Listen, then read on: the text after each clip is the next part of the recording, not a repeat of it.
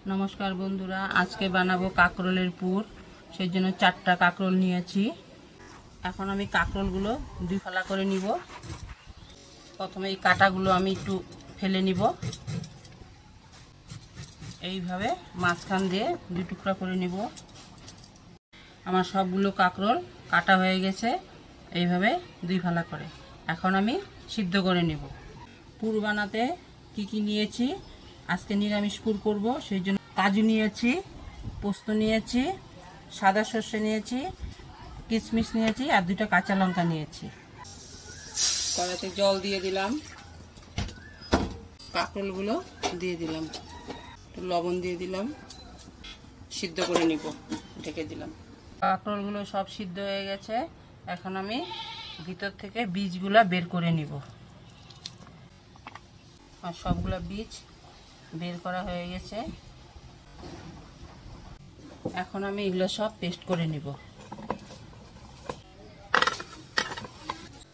অল্প লবণ দিয়ে দিব, সামান্য একটু জল দিয়ে দিব। এখন পেস্ট করে নিব। এটা আমি অল্প পেস্ট করে নিয়েছি। এখন আমি বীজগুলো পেস্ট করে নিব। সরষা তেলটা দিয়ে দিলাম, এখন গরম হবে। তেলটা গরম হয়ে গেছে। এখন আমি পেস্টটা দিয়ে দিব। একটু লবণ দিয়ে দিব, একটু হলুদ দিয়ে দিব, কাশ্মীরি লঙ্কার গুঁড়া দিয়ে দিব একটু কালারের জন্য। ভালো করে এটা কষাতে হবে। আমার পুরটা ভাজা হয়ে গেছে। এখন অল্প ভাজা মশলা দিয়ে দিব, দিয়ে একটু ভালো করে নেড়ে চেড়ে নামিয়ে নিব। পুরটা হয়ে গেছে, এখন আমি তুলে নিব। পুরটা এখন ঠান্ডা হয়ে গেছে। এখন আমি এক এক করে সবগুলা কাকরোলে ভরে নিব। সমান করে এইভাবে ভরে নিতে হবে। আমার সবগুলোতে পুর ভরা হয়ে গেছে। এখন আমি ব্যাটারটা তৈরি করে নিব।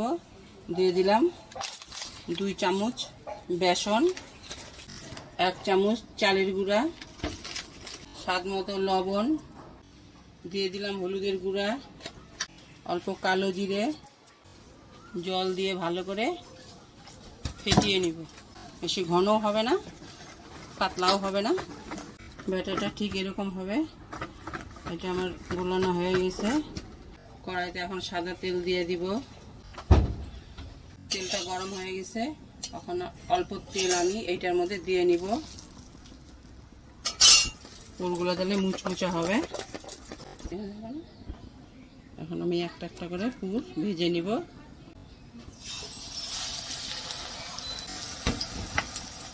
এক পিঠ ভাজা হয়ে গেছে।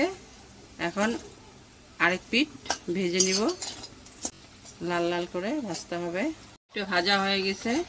এখন আমি তুলে নিব। আর সবগুলো এরকম ভাবে ভেজে নিব। সবগুলো কাকরোলের পুর ভাজা হয়ে গেছে। দেখো ভাজাগুলো কত মুচমুচা হয়েছে, দেখেছো? তোমরাও এইভাবে বাড়িতে বানিয়ে খাবে। কেমন হয় কমেন্ট করে জানাবে। ভিডিওটা যদি তোমাদের ভালো লাগে লাইক সাবস্ক্রাইব করে দিও। পাশে থেকো বন্ধুরা। Thank you. আবার দেখা হচ্ছে পরের এক নতুন ভিডিওতে।